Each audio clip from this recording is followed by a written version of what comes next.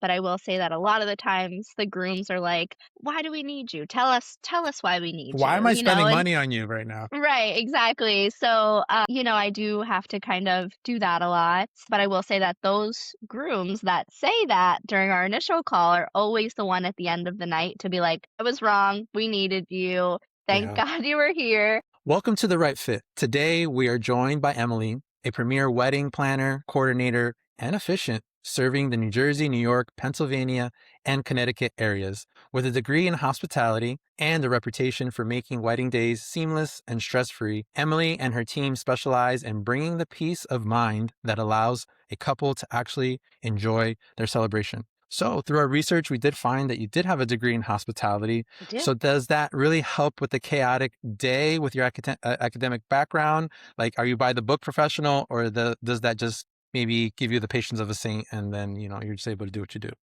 Yeah, so I mean, college prepped me for, different types of hospitality, not necessarily weddings specifically. So I took Okay. classes in culinary and hotel management and restaurant management and marketing and business strategies and all of that. Accounting, of course, you need that, I guess. Not Yeah, good at yeah. it, but I took it. So it prepped me for all of that stuff. Especially running my own business, it prepped me for, which is nice. It also, I would say, helped mostly with meeting other people in the industry who are kind of interested in the same thing as me. And it did help guide me to more of a wedding direction. So I didn't necessarily always want to do weddings. So that's always a fun fact. I actually wanted to be a chef in the kitchen, and college taught me that that was not the job for me. But it showed me that I still like the pressure of Yeah. a fast-paced environment and, I still enjoy the culinary stuff as well, but my husband does all the cooking now, thankfully. What? From I want to be a chef to Yeah. my husband does all the cooking? That's Yep, interesting. yep. I know, right? Yeah, thank God. But yeah, so I mean, I went to school for hospitality, mostly because my stepdad growing up, he was a general manager of a country club. So he ran all of the events and all of the sweet 16s and bar mitzvahs and weddings and any other types of events. So I started with him when I was like a little kid. I used to do like the coat check, when I first started, and then I would like waiter, waitress, whatever, bartend as I got older. And so he kind of gave me that, education too that college couldn't give me and try to give me the options to try all of the different routes in the industry. And then yeah, after college, during college, I was a server, bartender, all that fun stuff. And then I started being a catering manager at a Marriott, a local Marriott. So I started doing sweet 16s, bar mitzvahs, corporate events, the smaller scale events. We did a few weddings, but Marriott's, not really the top wedding venue. Um, but Yeah. it did give me that stepping stone to learn the hospitality industry of just connecting with clients and getting clients and how to get different types of clients and how to get those social clients and more the corporate clients. And I got really a feel of for what I liked most. Hmm. And then COVID hit, the world shut down. So I kind of went a different route, got a very standard office job, 8 to 4. And then I started my own company so that I was able to work on the nights and weekends, and kind of build this industry together. And now I do this full time. Wow. I Yeah, mean, I know you put it in a very, let's make a long story shorter version, but that's definitely a journey, and it's it is. interesting how for whatever reason that journey, even from when you mentioned with your stepdad and those early beginnings to you studying something in this field to then your job at the Marriott.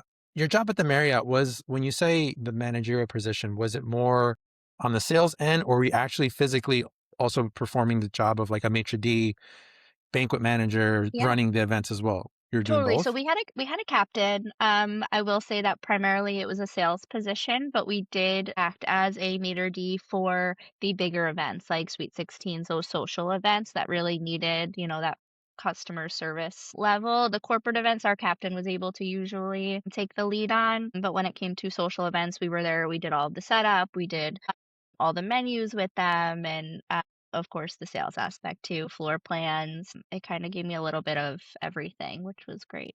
Yeah. No, that's definitely great. insider experience, especially for what you do now. And being that you had country club experience, Marriott experience, you've been also exposed to, let's call it, different types of venues.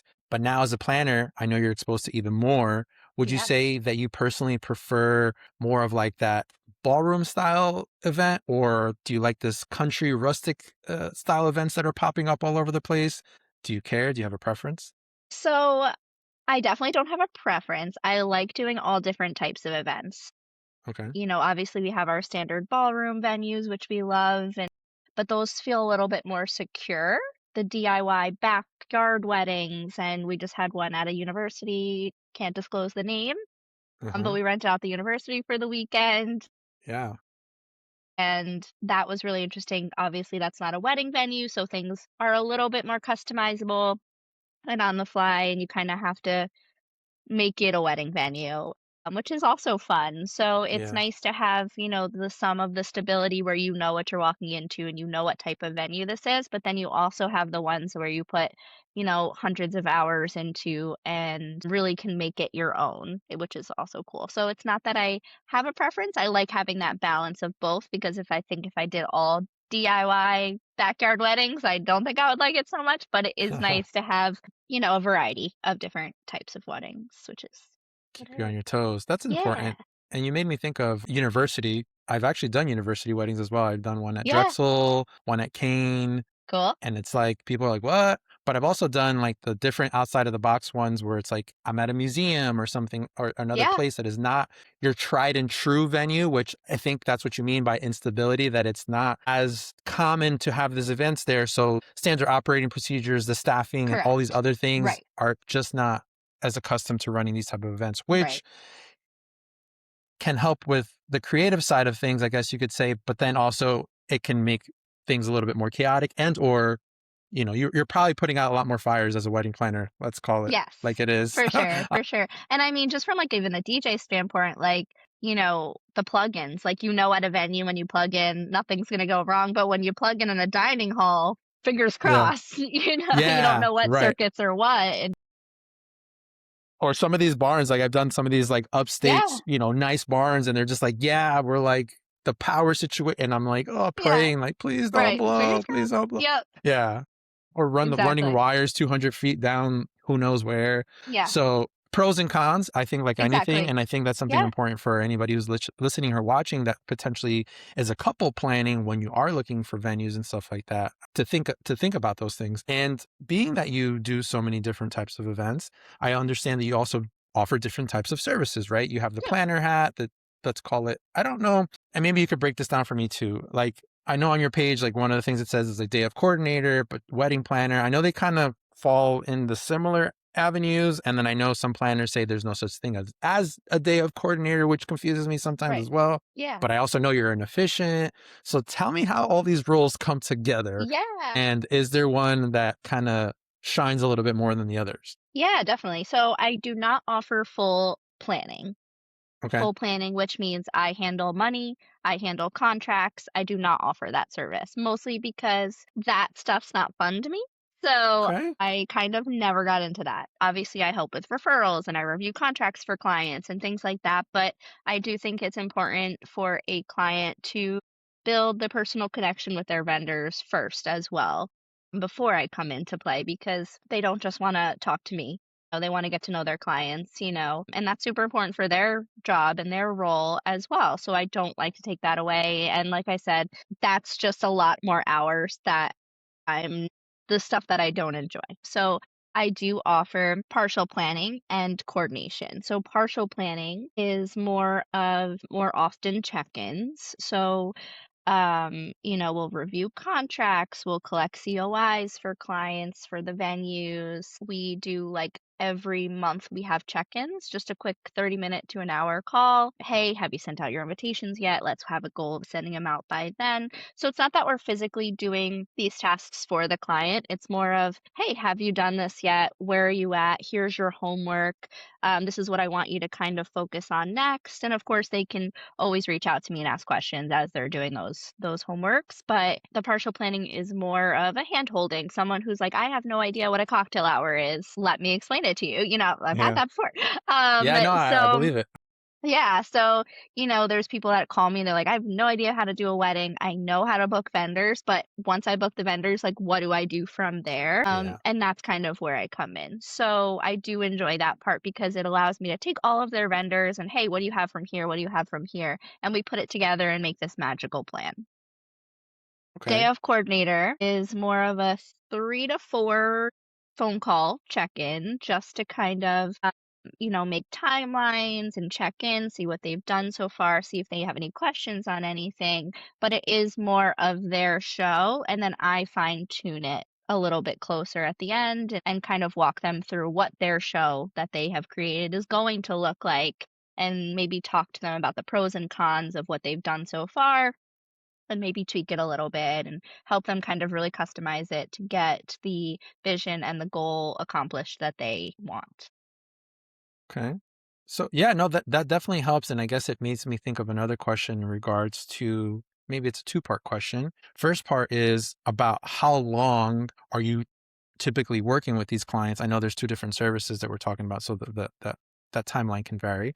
But then to the other side of that, does that mean that you can take on technically maybe a few more events since maybe the man hours are a little different than, let's call it, the full planning that could be Yes, hundreds of hours if you're doing exactly. design and all these other things? Exactly. Yeah. So I would say partial planning, we spent about 50 hours with each couple between planning and meetings and vendor calls and reviewing contracts, emails, whatever else, and the day of course. And then day of coordinator, I would say that we spend between 25 and 30 hours per couple. So it's a little less hand holding, a little less check-ins, but it's probably like 15 hours of planning together and then 10 hours the day of versus like partial planning, which is 10 hours the day of and then more like 30 hours of planning and just a little bit more, of that hands-on experience with me. So what really was the turning point that made you realize that you didn't like the full planning? Like I hear what you said, and I think that's Yeah. great that as a vendor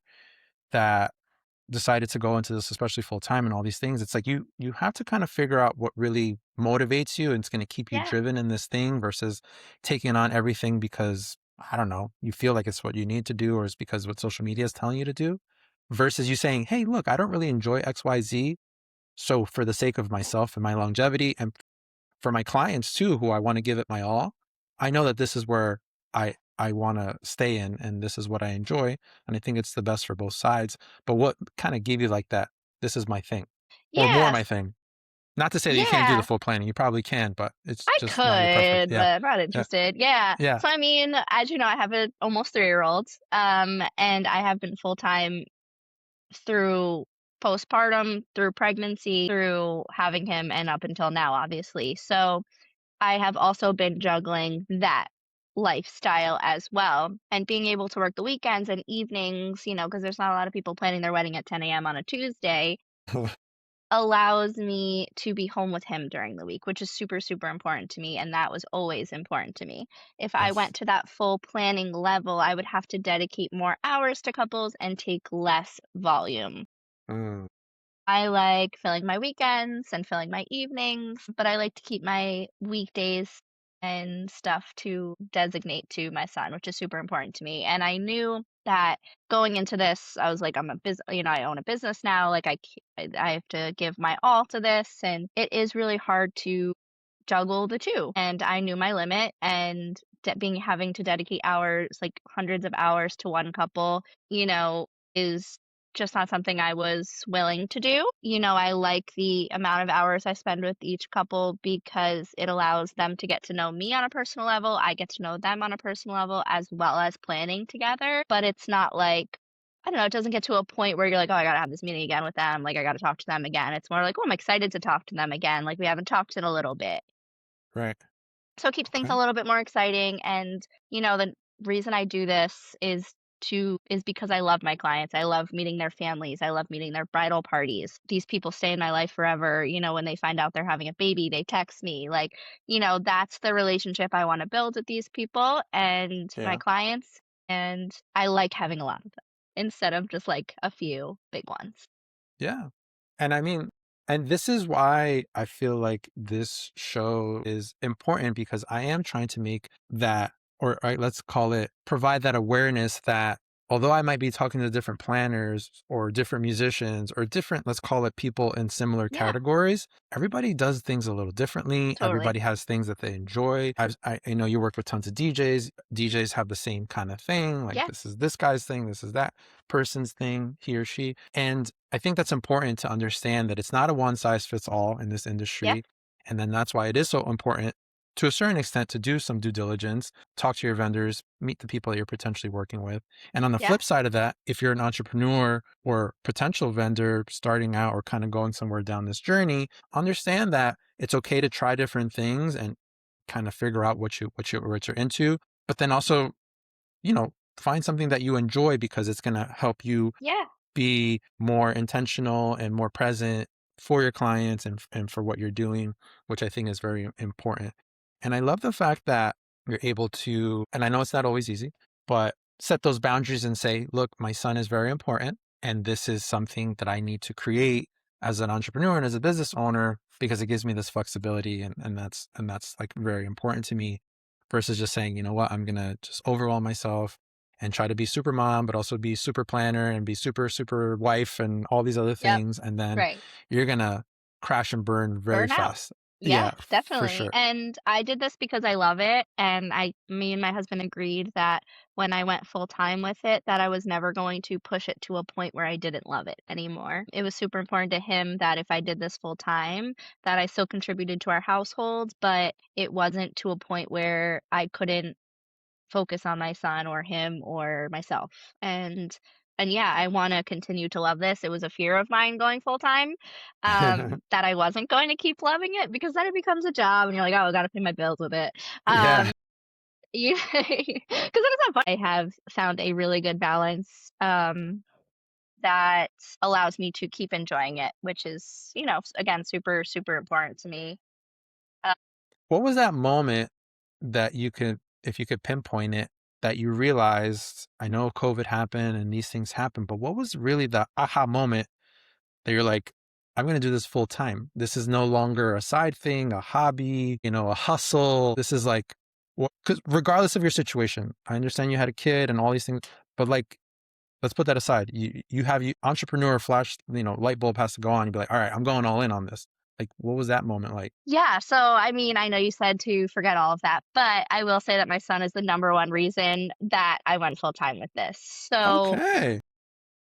I always kind of said that I would work at the Marriott and do this on the side, or work at the next job and kind of do this on the side because I don't want it to be something that becomes a job. And I didn't want it to be something that I didn't love anymore because I really, really did love it. I do Mm. love it. And that was a bad word, but yeah, I do love it. Present But tense, still loves it. yes, exactly. But when I had my son, I was still working both jobs. So I was doing weddings and working at the doctor's office at the same time, Mm. which means I had to drop off my son at daycare at 8 weeks old. Oof. Yeah. So, and as a new dad, I'm sure you can understand that. Yeah, it's rough. So I got in the car after I dropped him off and I called my husband, hysterical crying, Mm. and I said, I cannot do that ever again. I am gonna go pick him up and we have to make some changes. And because it was really hard to make that jump to full time while still having another job because I couldn't dedicate the hours that I wanted to obviously mom mode, wife mode, doctor's office mode, and wedding planner mode. So I was kind of balancing a lot, Right. but we really had to make that decision as a family if it was worth the jump. And thank Mm. God we did because it obviously blew up and I was able to do it well and successfully. But it was a scary jump at first. But yeah, that moment that I dropped him off at 8 weeks old, I didn't love that. I hope would never wish anyone on that. And I just told my husband, listen, we're doing it. Sorry. We're taking the jump. And that wedding season, that came back around, I was full time and, um, yeah, it went well, thankfully. Yeah. Wow. That's amazing. I mean, you Yeah, took now the I'm leap home of with him faith. during the week. Yeah, Yeah, yeah, that's exactly. took the leap of faith So, and you did what was best for yeah, you and your family. And I think yeah, it's a beautiful thing that you found something that you enjoy as well to support that other side, which is so important, which is your family, your son, and being around exactly. when it matters the most, especially those precious young years that you don't get back. Yeah, I think yeah, it's a luxury, let's call it, because not everybody has that ability to do such a thing, although they might wish that they right. can. And so I think that was great. I feel like clients, when they come to a service like yours, I would hope it's one of their more first stops, I would say. But what is something like, let's call it like a myth or something you have to kind of bust for them sometimes, when they're on the fence about like working with a planner or, everybody kind of has like their perception of things, their perception of a DJ or their perception of what so and so is or does, what is just a common myth or something you have to kind of break for them? Yeah, that's a good question. So I will say that when I do get inquiries and I will not send a contract without talking to them first because I do let my clients know that we have to be the right fit together. It can't just be I'm a right fit for you and you're a right fit for me. See that? See what I did there? Great for the show, guys. Yeah. I picked the right name. So exactly, because it's super important that they understand my mindset, how I work, and how I do things, and it's super important that I understand how they work and how they do things, and especially communication. Communication is huge between me and clients. It has to keep going. We have to stay talking. We have to be updating each other as things progress, and we have to be able to trust each other at the day of that you told me everything I need to know. You know where my heart is and that I know everything I need to know because I do tell my clients like, "Listen, my goal is for you to wake up in the morning and be like, Emily knows what the plan is. Emily's got the rest. We can just enjoy the day with our family, bridal party, and each other." Um, and getting to know each other is a huge, huge key to that because I want to be able to laugh with them all day. A lot of our clients say that like we don't look like we're at work because we're laughing, we're having fun, we're getting to know the bridal party, the families. I've had dads kiss me on the forehead like when I leave for that the end of the night. Like another daughter, like another Yeah, extended family literally, member. because you spend hours with these people, like, at this point, you're family. So I will say that that is, a huge, huge deal for me, and when I tell clients, if you're looking for a day of coordinator, a lot of them come to me and they say, like, "What's the difference between a day of coordinator and a maitre d'?" Biggest question ever, right? Okay. So you kinda have to let them know, like, obviously every venue is different and we have to tailor it to each venue. DIY venues like universities and backyards are we don't have a maitre d', it's me. So I do tailor it to the venue. Hopefully, I've been to their venue before, and I can kind of tell them, like, what their maitre d' does, what their if they have a bridal attendant or not, and kinda let them know that. But I will say that a lot of the times, the grooms are like, "Why do we need you? Tell us why we need Why am you," I spending and money on you right now? right, exactly. So, I do have to kind of do that a lot, but I will say that those grooms that say that during our initial call are always the one at the end of the night to be like, "I was wrong. We needed you. Thank Yeah. God you were here." Right. Isn't So, that the yeah, best though? Because I've had it people say is. that too. Like, Yeah, hey, you're a little more expensive than so. And then at the end, they're just like, you could tell whether sometimes they'll say it right then, sometimes they'll say it in a yep, review. It's almost like yeah, they would have paid you even more if they would have totally. known these Yep, results that you just yeah, gave them. They would be like, 100%. man, if I would have seen this in a like a crystal ball or something like that, I would have paid this Yeah, person even more. Like, right, I feel like I got a exactly. deal at this point. So Yeah, that's amazing. That's amazing that you're yeah, able to do that. And I think you broke it down very nicely in the sense of every venue has different services that they absolutely. offer, whether it is Yeah, the maitre d', the bridal attendant, I think is a good point that you touched upon. Sometimes they say, we have a coordinator on site, but how hands-on is this coordinator? How much in advance is this coordinator going to be in touch with you before the wedding actually happens? Is this just something literally just the day of? Because I've seen those like you pop up and it's like, hey, I'm going to help you today. And like you don't yeah, never even spoke to this person. right. So there is so many different variations and extremes, let's call it. And I think, I don't want to say buyer beware, but I think you do have to be knowledgeable of what you're getting yourself into when you are getting into certain venues that are offering these services. And not to say that you don't need to take advantage of them, but it could be a lot of times that you still might need a coordinator or a planner on the outside And to don't get really me wrong, there is some venues that do not need one. correct. You've been to them. As We I've know seen which those. ones they are. Yeah, Yep, yep. you know, but there are venues that do, and you've been to those too, I'm sure. There's been With venues that I'm the me. coordinator. I'm the DJ, Exactly. I'm the coordinator. I'm like, this place is wild right now. Right, yeah, You know, I have to start exactly. blacklisting those places. Like, hey, I can't Yeah. come here anymore unless you have a planner. Like, maybe I'll come back. Exactly. Yeah, 100%. Well, yeah, that's I have that happen a lot. But I will say that I do customize. Obviously, we have our things that we do. We have every shift, every day, and during the planning process and everything like that. But I do tell my couples that we tailor it to your event. It's not just we're showing up and we're doing the same thing at every event. We're getting to know you guys throughout the process. We're getting to know your venue. We meet at the venue in person and we do a walkthrough and we meet with them. And we do talk with them about like what do they do and what do they not do so that we know what we have to really tailor our focus on throughout the day. Is it more of that bridal attendant role? Is it more of meeting with vendors? Do we have to do all of the setup ourselves or do they do some of it? Do they do none of it? Do they do all of it?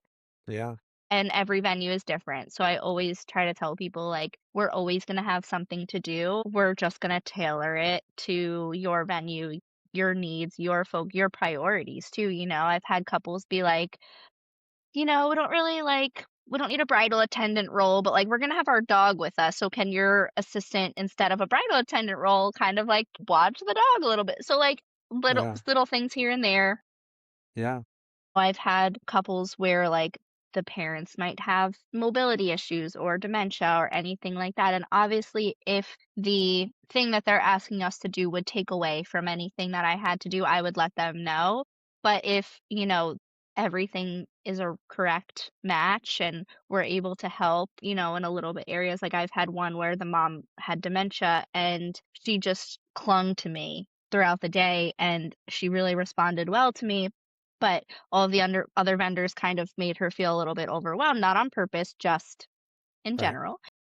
right. Oh, so me and my assistant kind of flipped roles, and I was like, "Listen, I think I should stay with mom because the bride's worried about her, and me being next to mom is helping the bride feel more relaxed because the mom is working well with me." So we do try to tailor it to every couple, if that makes sense. No, that makes sense, and it made me think of something as you were explaining all this that is important for couples, like you were saying, to understand what exactly the venue is providing. On the other side of that, understand exactly what your planner is providing. Because here's a scenario that I've seen happen way too many times. It's the end of the night. As a DJ, I'm usually one of the last people there, still cleaning up. There's centerpieces, there's flowers, there's all these things, and people are pointing at each other. I thought the planner was going to do this. No, I thought the venue was going to do this.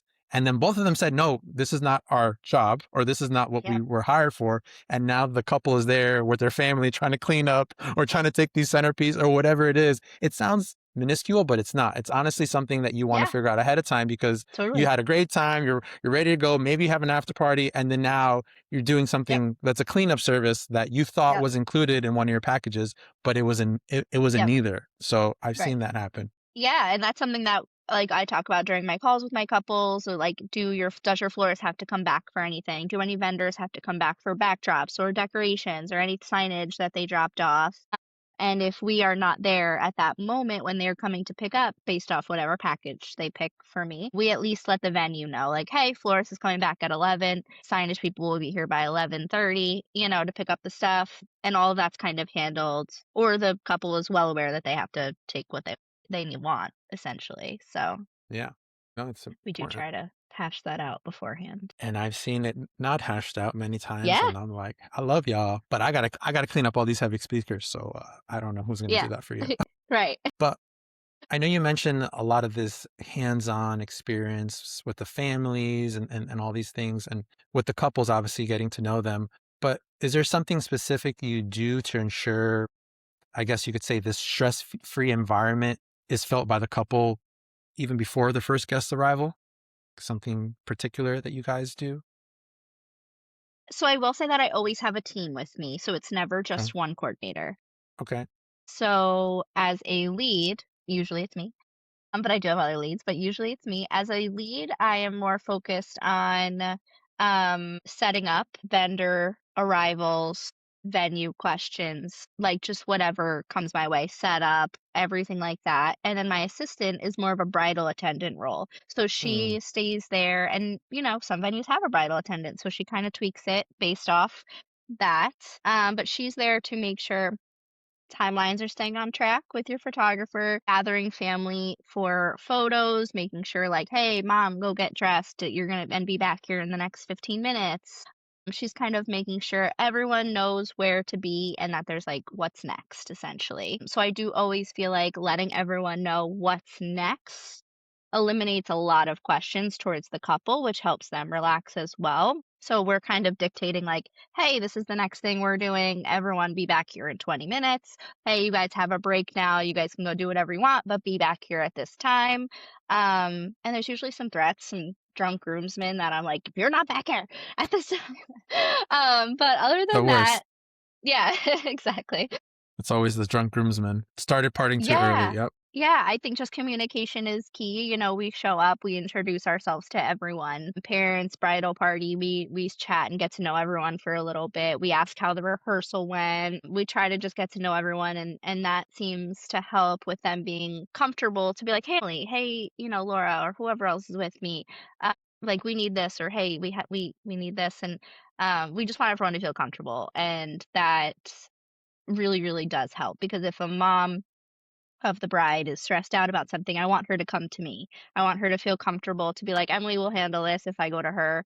And, there won't be any issues from there on. And then the bride and groom doesn't have to worry about it. So important to have that, let's call it rapport established. So then Yes. they can come to you with any Yes. potential shortcomings or issues. And sometimes something is minor. And I think kind of Yeah, of connecting course. back what you said earlier about the importance of talking to your vendors. So I've been in situations where, let's call it, it's a full planning thing. And the planner reaches out to me and they're like, "Hey, look, this couple wants to book with you." And I'm like, "Well, I got, How do they know? I'm flattered. I'm like, I got to talk to them first. Right." Yeah. And there, and it's almost like, I get it. It's almost like a service that maybe you're trying to do, or you think that you're helping them by saving them time. I don't know what it is, but at the Yeah. same time, I think it's this service because if you don't have a connection with Yeah. this set vendor, like you mentioned before, it could be a situation musically that they can't come up to me with something that they don't feel comfortable with, or just Right. building up to the event. I'm more like a high touch, I guess you could say. I typically have a little bit more meetings than most DJs Good. do, that I know, but at the same time, it helps me create this true, not only connection, understanding of really knowing what they want versus just saying, Yeah. "Well, I Super do this every important. weekend," and like, whatever. It goes back to like what you're saying about tailoring to the venue, to the needs of the family, to the couple. It's all very different in what we do. Although we do this often, it still varies, It's based different. on the Every couple, wedding's different. Yeah. case by case. So I think it's very important to have those pieces and to kind of have that comfort level so then they can come to you with potential issues or, things along the way. Totally. I want to jump back to another important topic, something that I know is important to you because you already mentioned it. But as parents, we both know that obviously running a business and raising kids is definitely not for the weak. I literally did not sleep last night. My son, I think, is teething or something. He just had a fever the other Man, day. I'm it's not sure. happening. But yeah, I slept maybe an hour, right? But Man. regardless of the fact, you still got to show up Yeah. and you still got to do what you got to do. You grew your business through pregnancy, postpartum, and now you're raising a toddler, right? So while life keeps moving, I guess, is there anything advice wise or maybe what you do? Look, let's be honest. We don't all have it figured out. We're trying our best here.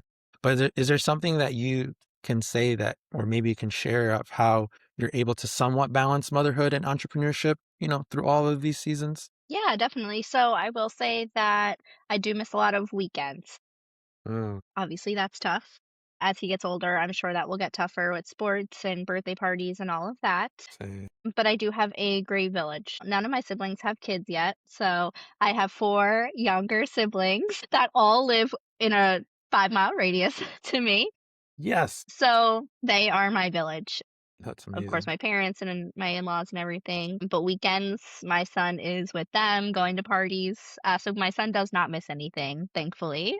So me and my husband might miss events and parties, but My son, we make sure he's always there. And luckily we have a village for that. I do say that's super, super helpful. Correct. It obviously does help that I'm home with him during the week because he's not missing out on anything on the weekends. It's just a, 3 to 4 day spurt that, he won't see me for a little bit. But, we have our Mondays and our Tuesdays and our Wednesdays together, which is Yeah. so much fun because no one else is out, which is great. No So that lines. does That's what I try to tell my no wife. lies. Yeah. She was not used to it at first. I live for the weekend. I'm like, look, No. this place is not packed. We don't have to worry about so and so getting sick right now because there's not a million Yeah. kids here. I mean, 100%. it's Yeah, start thinking especially the park differently. and like, yeah, those places. Exactly. Yeah. Um, yeah, but it is a balance. I will say that the summers I do schedule weekends blocked off ahead of time Okay. so that we can dedicate to vacations and whatever else. We have a shore house, so we do like to try to get there as much as possible. So during the summer, we kind of sit down in January and we talk about what weekends we might want to block out. And I really do try to stick with those. Sometimes I will book my staff instead of me for those weekends so that I'm still making money, but I'm not Yeah, actually at the event. it's important. But yeah, I mean, I'm still learning. I don't know about having more kids with this schedule because then my village will freak out. Like, hold up. Now we got Yeah, two. they're like, "Whoa, we signed up for one." Yeah, so that's a little tricky, but it's adjusting. In the winter, obviously, we have a lot more time with him, but during the busy months, it's not easy. But we really do love our weekdays together, which is we try to fill them with activities and play dates and all of that. It's amazing. No, and I mean, I think it's something very real that let's say a potential couple is listening to this or watching this, that people sometimes feel like whatever they see on social media is our life, right? Because they just see what we do from a work or our Yep. portfolio in that sense. But, they don't see that you're doing activities with your kid every day or, Yeah. these things that you're talking about going to shore house or maybe, me not sleeping all night last night, whatever the case Yeah, may be. exactly. But it's a reality and we're human at the end of the day. So potentially you are good with setting boundaries or communicating these things, when onboarding a client. But I have heard stories where clients No, it's feel tough. like they just, hey, I hired you for this service. I'm just going to reach out to you at all hours of the night. They get Yep. their epiphanies at 1 o'clock in the morning and then they want to shoot you a That message happens. and you Yeah. want to be this kind, warm. I want to help you too. So you try to, but like, hey, you're a mom, Yep. you're a wife, Yep. you got other things going on here. So I will say that I'm terrible at it still. yeah, My husband yells at me because at 10 o'clock at night, I'm like answering bride's texts about memorial tables or card boxes. Um, I hear it all I the will time. say that I am very honest with my clients. Like, if they text me and I'm at a doctor's appointment or at the park, I will say, "Hey, at the park with my son." I Yeah. will reply in a little bit, Yeah. but luckily most of them are like, "Yeah, please. Oh my God, enjoy your time." But when it comes to evenings, bedtime is 8 o'clock right now. So my phone Okay. goes on do not disturb. Nice. I try not to answer any texts that are non-urgent. If it's something that is like, "Hey, our wedding's tomorrow," obviously I'm answering it. Yeah. Yeah. Yeah. But if it's a wedding 6 months from now and you're asking me where your card box goes, I probably won't answer till the morning. Yeah. Yeah. It So could I wait. I am learning. Yeah, I am learning. But yeah, 1 AM texts happen pretty much every day. That's wild. Yeah, but do not But I hear disturb it. is a great thing. Yeah. No, I started But using that usually I'm feature like, as "Hey, well. sorry, bedtime is at 8." No, I know. I feel like I find myself doing the same thing, like kind of throwing that out there because I'm not lying about it. Like it's actually happening, but almost kind of like saying like, hey, like Yeah. I'm here. Or like the other one is when they're blowing you up on the weekends because that's when they're off of work. And I'm like, hey, remember the guy that you hired for the weekends? And same thing, you work. I'm like, Yeah, oh, I I don't know if you know. really want me to, be all up in your wedding. Like if I was at your wedding, Yep, DJing your wedding, for example, and then now I'm like on the side, like planning another yep, wedding. Like I don't know if you right. really want the, so sometimes the Totally. perspective is not Yeah, there, but you have to remind people like, hey, yep, by the way. yep. So that's I do try to awesome. post on my social media when we do have weddings so that clients do see, like, "Hey, we're at a wedding today." Responses are gonna be slow, and then usually if I still do get texts, but they always start with, like, "I know you're at a wedding, but, like, whenever you can." That's the best. It's like, I know "Okay." you're busy, but Yeah, it's, and then I'll answer, when I have some downtime later on in the day, but yeah. I do try to, especially during weddings, not respond to something that isn't urgent. but it's hard. Yeah. It's hard. It's all about Yeah. learning, setting boundaries. Yeah. I'll be honest, I've struggled with it too. I've tried to kind of set up like email autoresponders and like other things to try to set some parameters, Yeah. so to speak, and reminders that even if you did see that email on a Sunday, maybe you need to get back to it on a Monday because you might open up a can of worms that is never going to close. But Yep. anyway, always curious, especially like I said, you being a mom and having such a emphasis on being there for your son. I think it's important. But we're getting to the end of our interview, and towards the end, I like to do what I call a rapid fire section where you're Great. answering more of what comes to mind first. Doesn't need to be a long-winded answer. It's almost kind of like first thing that comes to you, right? So the first question is, what is one detail guests always remember most about an event? Guests. The food. The food. The food, the Okay. food, the food. Okay. Always the food. Got it. No Always the one food. Always the food. No one knows how long you worked on the bar signage for. No one knows how much you spent on your welcome sign. People love whatever flowers you pick. Like, if you ever been to a wedding where you're like, "The centerpiece is so ugly." Never, never, right? They're True. always beautiful. He's thinking.